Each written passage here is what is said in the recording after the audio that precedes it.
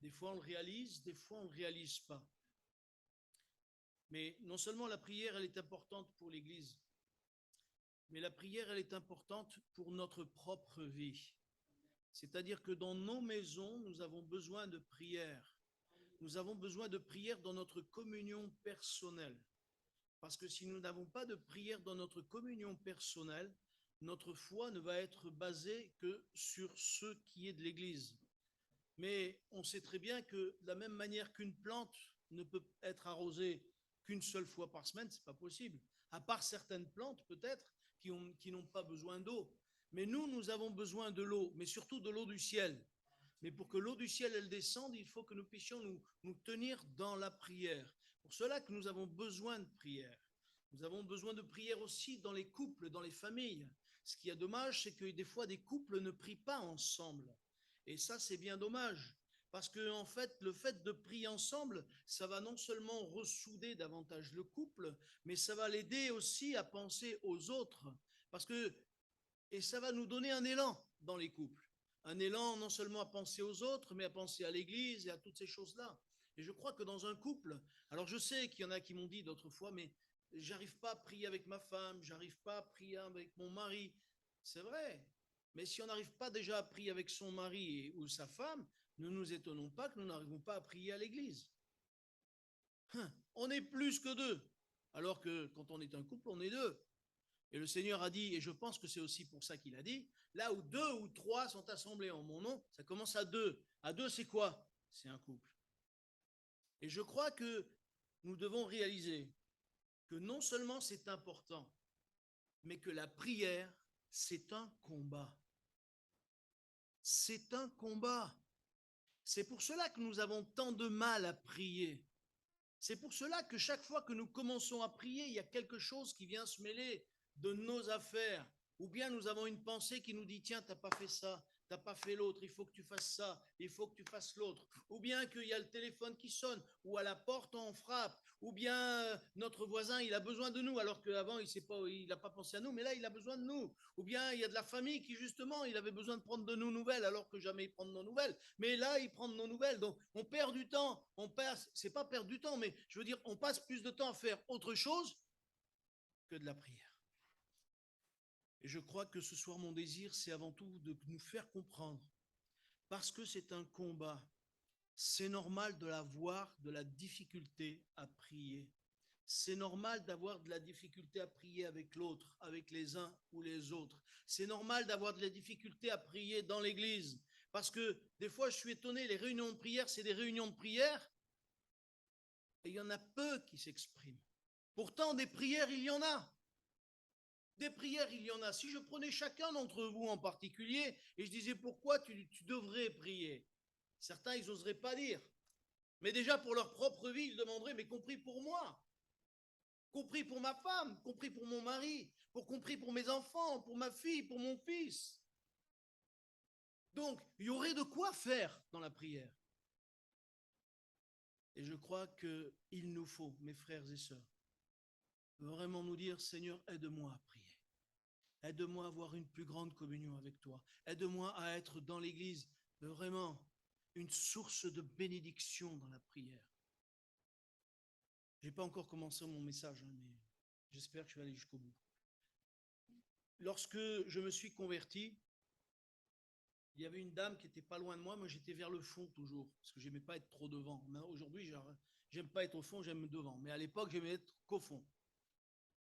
Et en fait, cette sœur qui priait, elle n'allait pas devant parce qu'elle n'était pas bien, elle était toujours malade, elle avait toujours son corps la faisait souffrir énormément. Je ne sais pas quel genre de maladie elle avait, je ne me rappelle plus maintenant.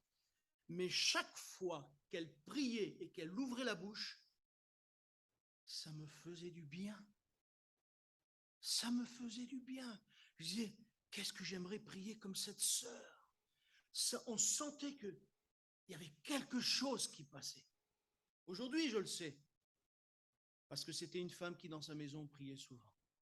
Parce que comme elle ne pouvait pas faire le ménage, elle faisait très peu, son mari l'aidait beaucoup, alors elle passait son temps à prier. Et quand elle venait à l'église, ça déversait, le Saint-Esprit déversait sur mon cœur et sur l'autre un bien-être. Pour peu, Je m'en rappelle encore aujourd'hui.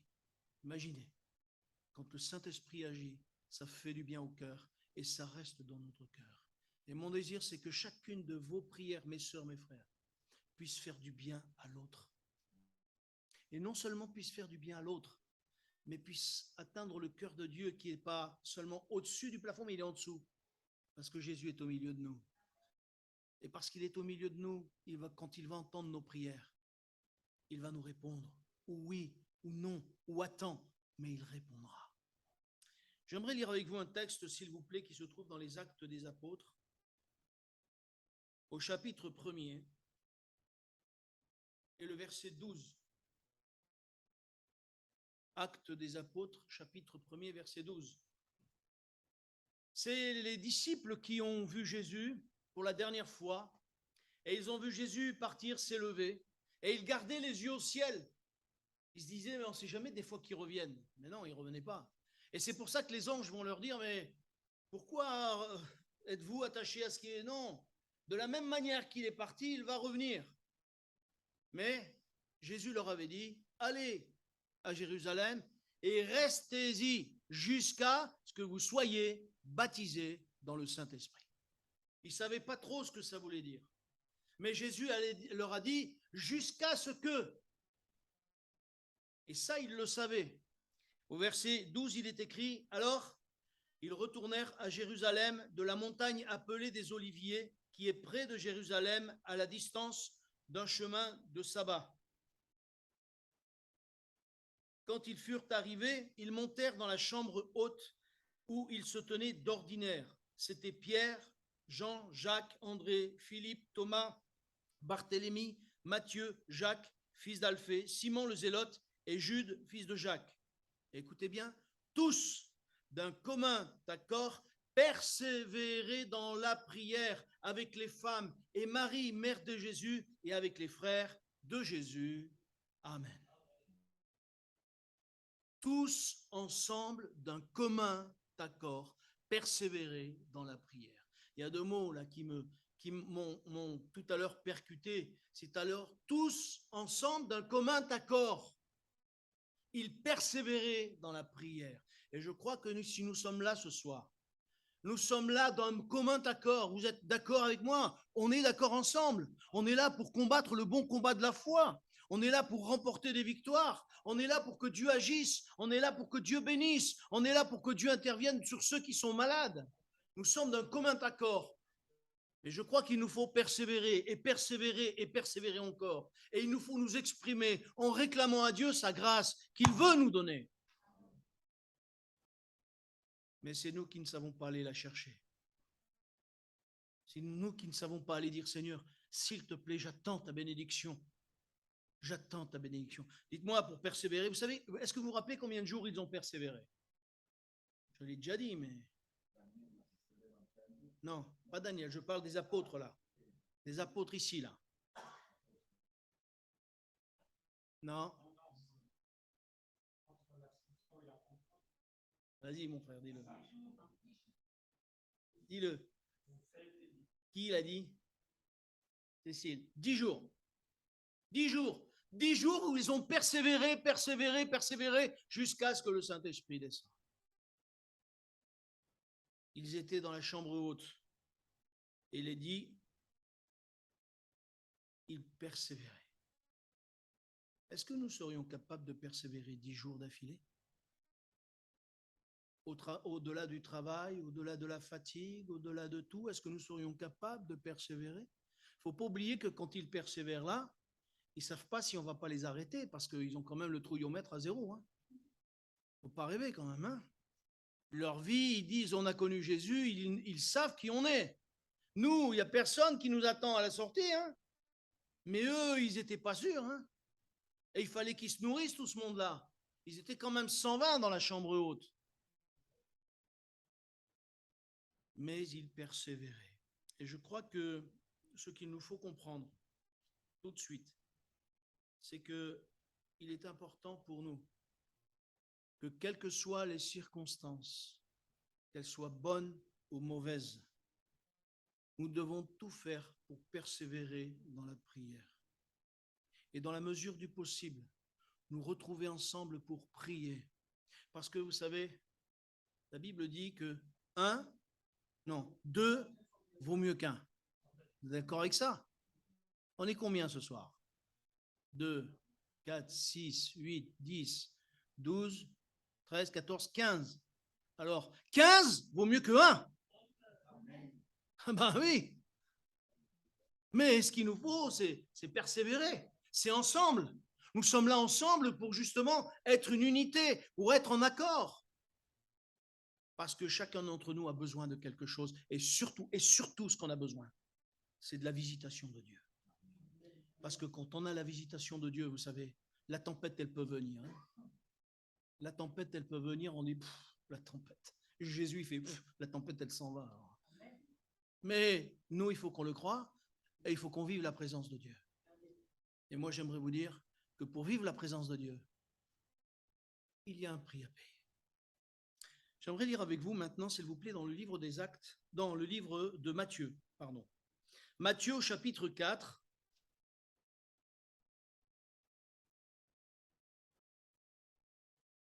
Et au verset 1.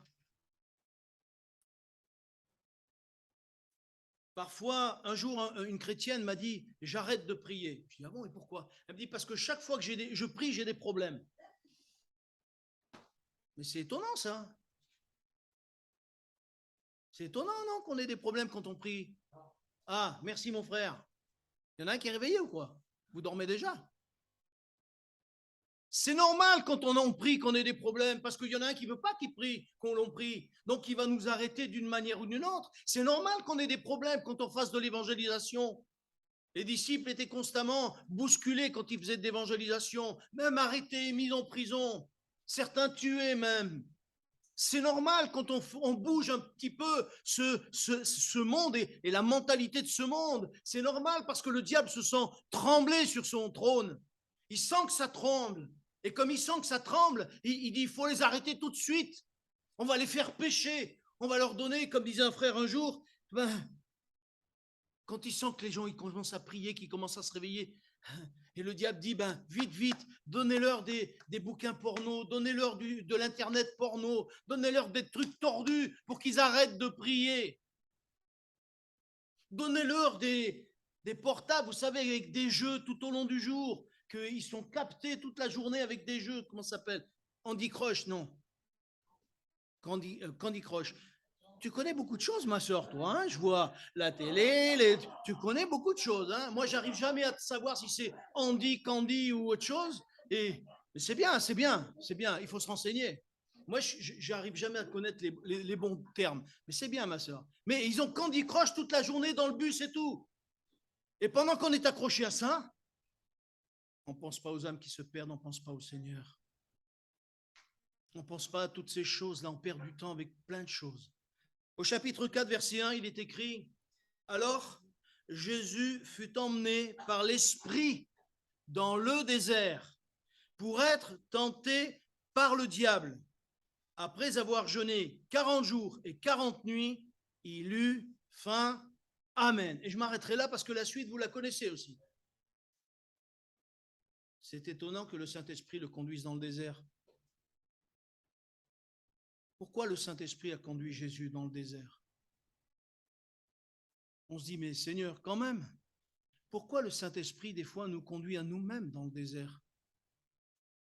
Pour savoir si vraiment on va se tenir à ses pieds.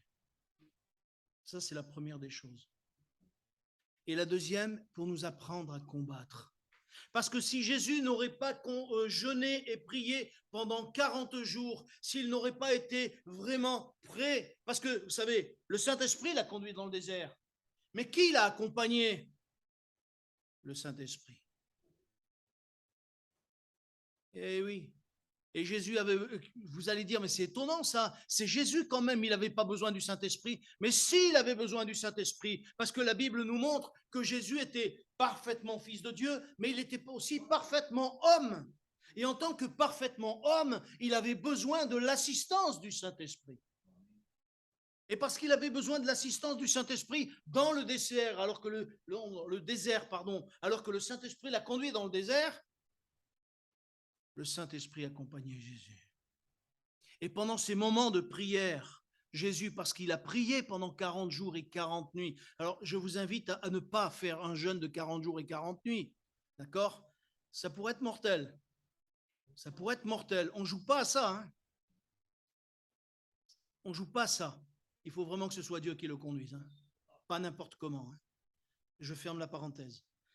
Mais j'aimerais dire quand même, c'est parce que Jésus a combattu pendant 40 jours et 40 nuits dans le jeûne et la prière. Il a combattu, et ça j'en suis persuadé, il a combattu parce qu'il nous a dit qu'il était dans le désert. Dans certains textes, il dit au milieu des animaux sauvages. Et qu'est-ce qui s'est passé? Eh bien, il a dû combattre ses peurs. Il a dû combattre pour dire non. Dieu m'a envoyé pour une mission. Et je ne vais pas mourir par les bêtes féroces. Ce n'est pas possible parce que Dieu m'a envoyé pour une mission. Et nous avons peur des fois de circonstances, d'événements, de la maladie. Mais Dieu, si nous sommes là, c'est que nous avons une mission.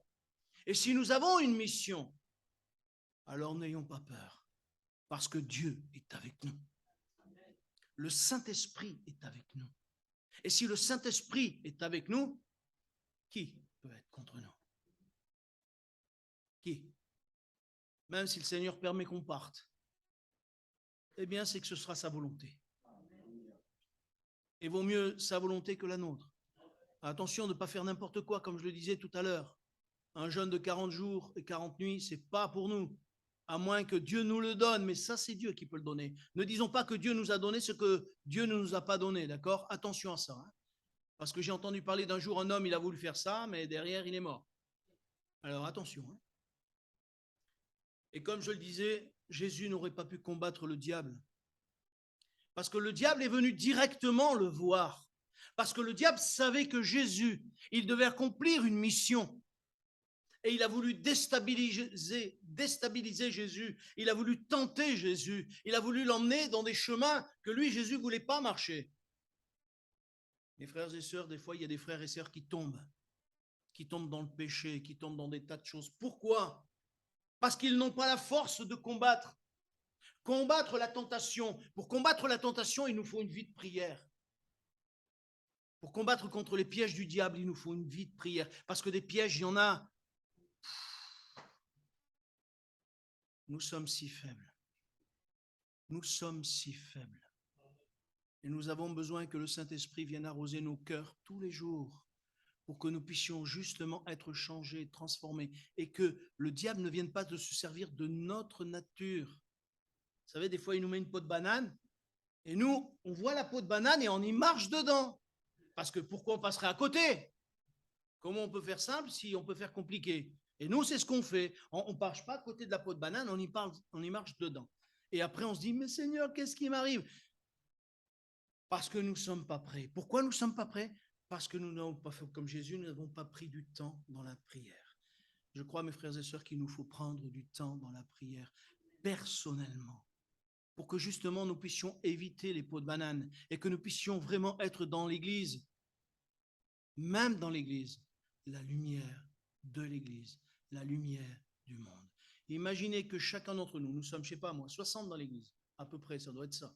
Imaginez que chaque membre de l'Église brille de la lumière de Jésus-Christ. Ah, je peux vous dire qu'il va y avoir le feu là-dedans. Et les gens vont dire, mais il y a le feu et la maison, elle ne se consume pas. Mais qu'est-ce qui se passe? Il y a le feu là-bas dedans et ça ne se consume pas. Ça vous rappelle rien, ça? Ben moi, j'ai envie qu'il y ait le feu de Dieu dans nos maisons, le feu de Dieu dans nos cœurs, le feu de Dieu au milieu de l'Église. Mais ça ne peut se vivre que par la visitation du Saint-Esprit et par notre consécration dans la prière, notre désir de prier et notre prise de conscience que la prière est un combat. La prière est un combat.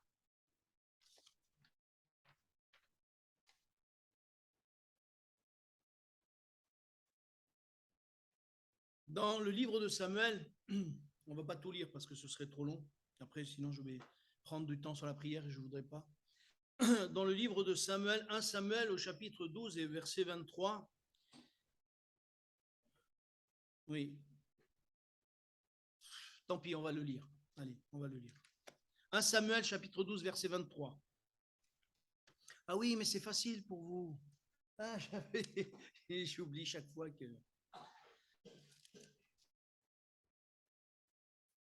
Il est écrit ceci. Ah mince, chapitre 12. Si je ne me suis pas trompé. Ah, voilà. C'est Samuel qui dit au peuple, c'est Saül qui maintenant va régner sur vous. Et en fait, lorsqu'il leur parle que Saül va régner sur eux, il va leur dire cette parole formidable, au verset 22 même. L'Éternel n'abandonnera point son peuple à cause de son grand nom, car l'Éternel a résolu de faire de vous son peuple.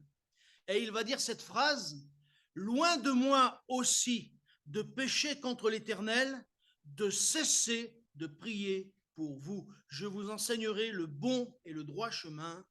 Amen. Alors que c'est Saül qui va régner, jusqu'à présent c'était Samuel qui régnait. C'est Samuel, tout le monde venait vers Samuel, mais le peuple allait se détourner de Samuel, puisque c'était Saül maintenant. Et Samuel va avoir cette parole, loin de moi, de pécher contre l'Éternel et d'arrêter de prier pour vous. Ça veut dire que Samuel, tous les jours, pour le peuple, il priait et il priait. C'est pour cela que Saül avait des victoires. C'est pour cela que Saül gagnait. Parce que quand on remarque le texte après, plus tard, pourquoi Saül est-il tombé? Il est tombé par orgueil. Et pourquoi il est tombé par orgueil? Parce que dans sa vie, il a monté qu'un seul autel pour l'Éternel. Et ça voulait dire quoi? Qu'il a fait qu'une seule fois où il s'est bien tenu devant Dieu. Quand un homme de la Bible monte un autel devant l'Éternel, ça veut dire qu'il a une communion avec Dieu. Mais Saül n'avait pas de communion avec Dieu. Il s'appuyait sur Samuel. Mon frère, ma soeur, si tu t'appuies que sur les prédicateurs, si tu t'appuies que sur ton frère, que sur ta soeur de l'église, comment tu vas tenir? Non, c'est pas possible. C'est pas possible. Et Saül, c'est pour ça qu'il est tombé. Et après, il est tombé dans l'orgueil parce que Dieu l'a béni et Dieu a béni le peuple. Et après, il a cru que la bénédiction, elle venait par lui. Non, c'est parce que Samuel se tenait dans la prière. Parce que Samuel était là constamment à prier pour le peuple et pour le serviteur, c'est-à-dire pour le roi Saül. Je crois que nous devons prendre conscience que réellement c'est important de persévérer. Pour aller un peu plus vite, parce que je vois qu'il est déjà 40, dans l'évangile de Luc, est-ce que vous vous rappelez ce qui est écrit? L'évangile de Luc, chapitre 18, verset 1. Et régulièrement, je passe ce passage dans mon cœur et dans mes pensées, parce que je trouve que c'est merveilleux. Jésus va prendre l'exemple d'une femme. Peut-être que c'était une pénible, parce que rien que là, on le voit. Jésus va leur adresser cette parabole. Jésus leur adressait une parabole pour montrer qu'il faut toujours prier et ne point se relâcher. Et là, il parle de cette femme qui veut justice. Elle veut qu'on lui rende justice et elle va voir le juge et elle dit « Rends-moi justice, rends-moi justice, rends-moi justice ». Tous les jours, elle est à la porte. Tous les jours, elle est à la porte. Est-ce que tous les jours, vous cassez les pieds à Dieu? Parce que je tiens à vous dire qu'en fait, quand on se tient devant lui, on ne lui casse pas les pieds. C'est une joie pour lui de nous voir à ses pieds et lui demander « Seigneur, bénis-moi. Seigneur, j'ai besoin d'être guéri. Seigneur, j'ai besoin pour ma voisine, mon voisin, mes enfants. Seigneur, le Seigneur. » Il n'y a qu'une fois où Dieu a dit « Stop, arrête maintenant. » Et vous savez à qui c'est? Exact. C'est à Samuel. Parce que Samuel, alors que Saül est tombé, Samuel, il continue à pleurer. Et il pleure devant Dieu, et il pleure devant Dieu. Il casse les pieds à Dieu. Et Dieu dit maintenant, arrête de pleurer. Arrête, ça suffit. Parce que je l'ai rejeté, maintenant c'est fini. Vous savez, Dieu a de la patience. Mais il y a un temps pour la patience de Dieu. Certaines fois, il y a des personnes qui grillent la patience de Dieu. Quel dommage. Parce qu'une fois qu'on a grillé la patience de Dieu, c'est fini, c'est fini. C'est ce qui est arrivé à Saül. Saül, ça a été terminé. Samuel a eu beau intercéder, Samuel a pleuré pour qu'il pleure et Dieu va lui dire maintenant c'est fini, j'ai choisi quelqu'un d'autre, tu remplis ta corne d'huile et tu vas oindre cet homme et ce sera David. D'accord? Un homme selon le cœur de Dieu. La preuve que Dieu veut qu'on aille vers lui et qu'on aille tous les jours, tous les jours, tous les jours. Qu'est-ce qu'il va dire à un moment donné? Le juge, il en a eu marre, il a exaucé cette femme, il a exaucé, il y a fait justice finalement. Et qu'est-ce que dit Dieu? Qu'est-ce que dit Jésus? Et Dieu ne ferait-il pas justice à ses élus qui crient à lui jour et nuit? Et tardera-t-il à leur égard? Est-ce que vous croyez que Dieu va tarder si on est là tous les jours, tous les jours, tous les jours, tous les jours, tous les jours? Dieu veut dire, lui, il en veut, lui. Elle en veut, lui. Elle est tous les jours là. Allez, je vais lui servir ce qu'elle veut. Parce que Dieu, il prend plaisir à nous voir à ses pieds. Dieu prend plaisir à nous voir vraiment l'invoquer. Dieu prend plaisir à nous voir vraiment intercéder. Ma sœur, mon frère, qu'est-ce qui te tient tellement à cœur? Et qu'est-ce qui te tient tellement à cœur au point que tu dis, Seigneur, j'ai besoin, bénis un tel, bénis un tel, bénis un tel. Est-ce que tu crois que tu peux le faire, ma sœur, mon frère? Parce que des fois, on voudrait le faire. Mais ce qui se passe, c'est que des fois, on est découragé. Et non seulement on est découragé, mais il arrive même que des fois, on arrive à douter. Quelqu'un m'a dit il y a quelque temps, c'est pas si vieux que ça, je crois que Dieu peut guérir, mais des fois je me pose la question si Dieu peut guérir. Elle me fait rappeler à cet homme qui a dit, Seigneur, je crois, viens au secours de mon incrédulité. Je crois qu'il nous faut vraiment nous tenir dans la prière si nous voulons que notre foi soit renouvelée. Si nous voulons que réellement, lorsque nous prions, nous puissions prier avec foi, non pas seulement avec des mots. Bien sûr, vous allez me dire, mais Dieu entend tous les mots. Oui, c'est vrai. Mais Dieu regarde au cœur. Et c'est en fonction de la prière du cœur que Dieu exauce, et non pas en fonction des paroles. La preuve en est, il me vient tout à fait à l'esprit, je reviens sur l'épître de Samuel, le livre de Samuel, 1 Samuel. Est-ce que Dieu a entendu la prière de Anne? Est-ce qu'il a entendu ou pas? Oui, il a entendu. Et pourquoi elle ne pouvait pas? Son cœur était tellement oppressé, même le sacrificateur, il n'a rien compris. Il dit, va cuver ton vin. Alors lui, il n'avait vraiment rien compris. Lui, il était vraiment à côté de la plaque.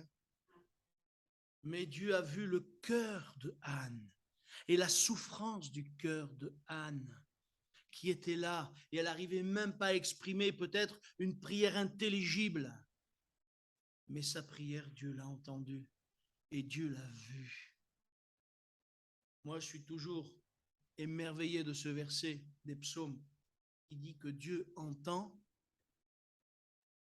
les larmes, le cri des larmes. Vous avez déjà entendu le cri des larmes, vous? Moi, jamais. Bon, d'accord, peut-être j'ai pas une bonne oreille. Georges, je vous dis pas, lui, c'est moins que moins. Il n'a rien entendu du tout. Même avec les appareils. Mais Dieu entend le cri des larmes. C'est bien que nous avons besoin de venir au pied du Seigneur, même avec nos larmes, même avec nos angoisses, même avec nos peurs, même avec notre découragement. Nous avons besoin de venir au pied du Seigneur. Et même si nous n'arrivons pas à les exprimer, ne vous inquiétez pas, Dieu y comprend. Ne vous inquiétez pas, Dieu va comprendre la prière que vous n'arrivez pas à exprimer. C'est pour cela que nous avons besoin vraiment de nous tenir devant le Seigneur. Un dernier texte, s'il vous plaît, dans l'évangile de Matthieu, au chapitre 26.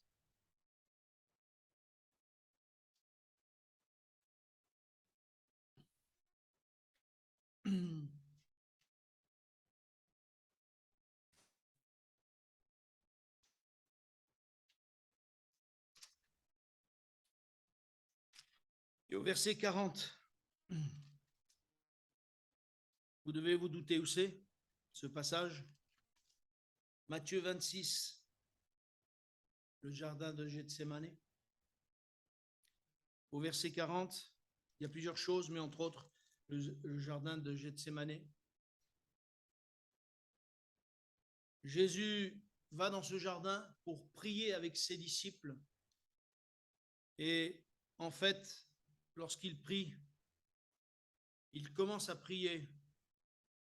Et n'en pouvant plus, pour essayer peut-être de reprendre du courage, ça c'est moi qui le suppose, pour essayer de se fortifier un petit peu, parce qu'il a une pression formidable dans sa prière, et il espère que réellement ses disciples ont tout fait pour se tenir dans la prière, pour qu'il soit fortifié, pour qu'il soit renouvelé lui aussi dans son combat.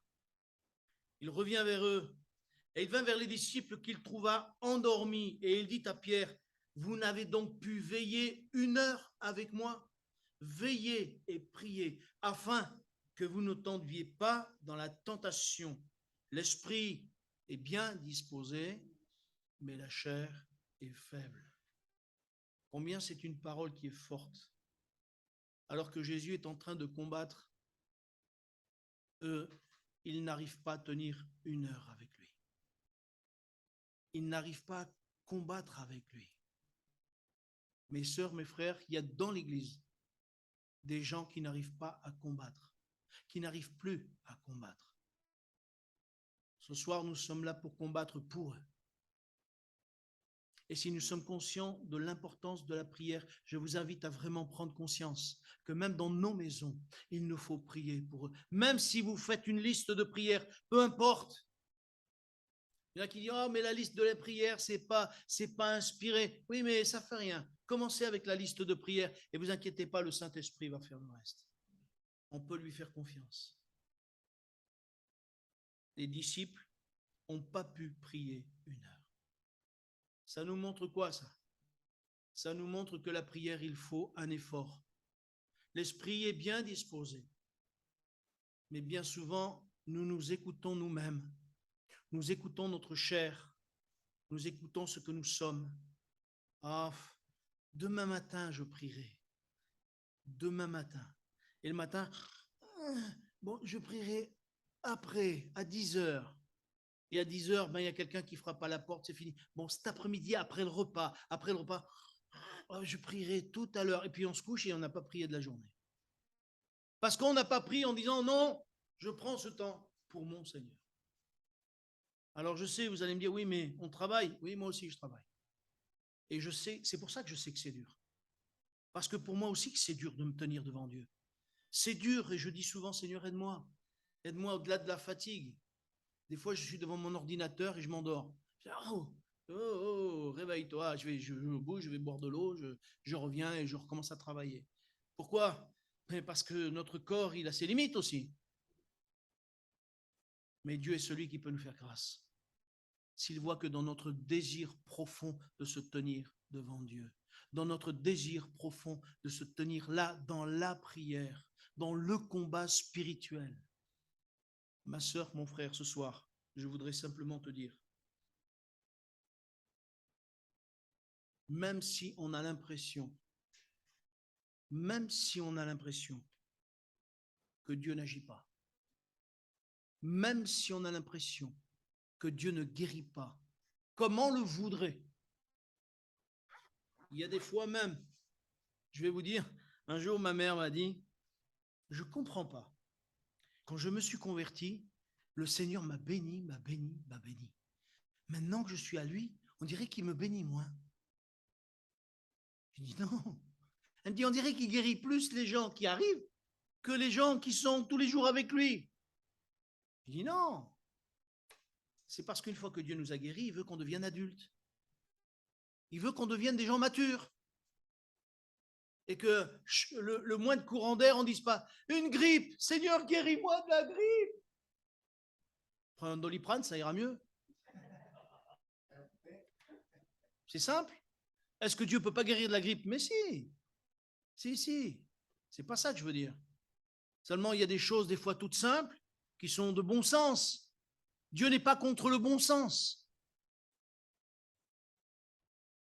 je crois que nous devons réaliser que Dieu veut que nous ayons dans ces derniers temps, et je le redis et je veux le redire encore, vous allez me dire, il n'arrête pas de le dire, il va se fatiguer, non, je sais, je suis quelqu'un de tenace. Jésus revient bientôt. Et les vierges qu'il a trouvées, elles étaient quoi? Elles avaient quoi dans leur lampe? De l'huile. Et c'est quoi l'huile? C'est le Saint-Esprit. Et comment le Saint-Esprit vit avec nous? Parce que nous sommes en communion avec lui. Dieu dit dans Chronique, il dit, je suis avec vous quand vous êtes avec moi. C'est pas, Seigneur, tu es avec moi. Non, non. Il est avec nous quand nous sommes avec lui. Mes frères et sœurs, ce soir encore, alors que nous allons prier, j'espère que chacun d'entre nous va dire, Seigneur, je veux prendre ma place. Seigneur, je veux intercéder. Je suis peut-être découragé. Ma sœur, mon frère, tu es peut-être découragé. Mais prends ta place. Si tu ouvres ta bouche, le Seigneur va la remplir et il va te remplir à toi pour te renouveler. Pense aux autres. Le Seigneur va s'occuper de toi. Occupe-toi des affaires de Dieu et Dieu va s'occuper de tes affaires. Seigneur, tu es notre Père et je veux te bénir parce que tu es bon.